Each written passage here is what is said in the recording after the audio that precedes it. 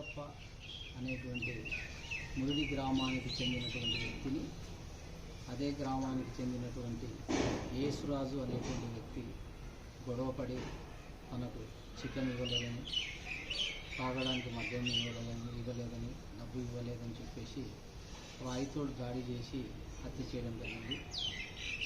చనిపోయిన మృతుడి పిన్నమ్మ ఇచ్చినటువంటి ఫిర్యాదు మేరకు నిన్నటి దినం సాయంత్రం 5 గంటలకి హత్య కేసుగా నమోదు చేయడం జరిగింది.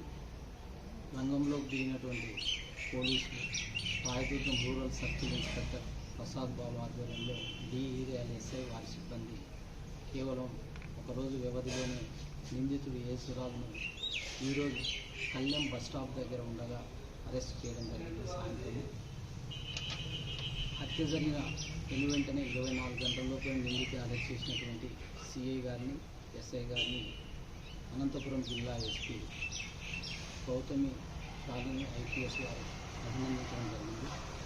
అదేవిధంగా దీనికి సంబంధించి కష్టపడినటువంటి సిబ్బందిని కూడా అభినందించడం జరిగింది. వారి రివార్డును కూడా సిఫారసు చేయమని చెప్పి ఉన్నారు. దాని మేరకు వాళ్ళ రివార్డ్స్ కూడా జిల్లా SP గారికి రికమెండ్ చేయడం జరుగుతుంది. Thank you. గ్రామంలో ఎలాంటి రాజకీయ నేపథ్యం లేదు. సో గ్రామంలో నిన్న దినం హత్య జరిగింది కాబట్టి ఒక టికెట్ను ఏర్పాటు చేయడం జరిగింది.